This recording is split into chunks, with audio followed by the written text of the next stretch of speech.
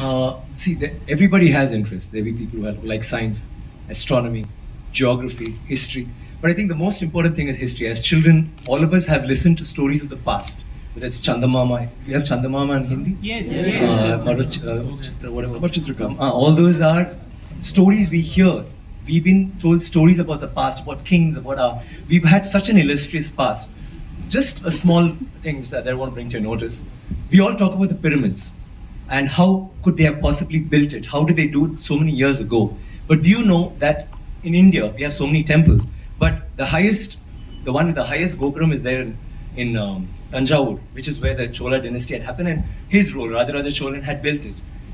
That particular temple has the highest Gopuram in the whole world. The top stone alone, it's a single stone that weighs 80 tons.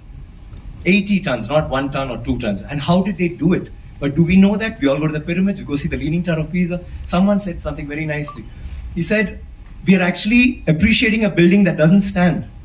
It's falling over and wow, let's take a picture, let's take a selfie, and we're getting excited. But we have temples today that stand and they didn't use plaster. Do you know that for this particular stone, they had to use a ramp, which was 6 kilometers long, which was pulled by bulls, elephants, and people. 6 kilometers long to get it up there, without any machinery, without any cranes, without anything.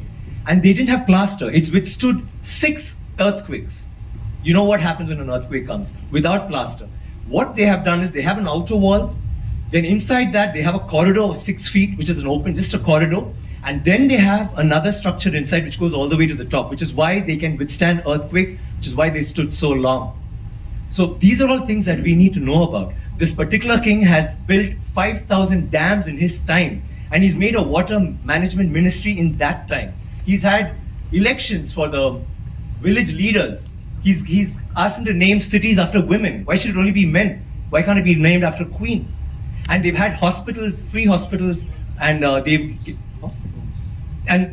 he actually brought loans. I mean, he used to give loans. He used to help people get dignity, not just throw money around. So this is something that's so illustrious. And this happened in the 9th century. I'm sorry, I'm taking so much time. It happened in the 9th century when the rest of the world, you talk about superpowers today.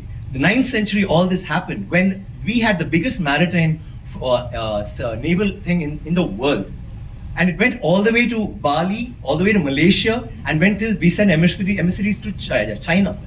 And you know what was the superpower doing then? America hadn't been discovered by Columbus till 500 years later.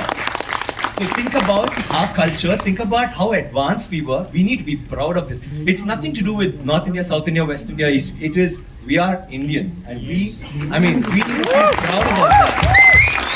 And England is so illustrious, but England were invaded by the Vikings, and Europe was in the dark ages during the 9th century. They had nothing going on. So don't you think we should celebrate history? Thank you. Watch out, please. Mani sir, I got 2 questions for you. Yeah. Harshada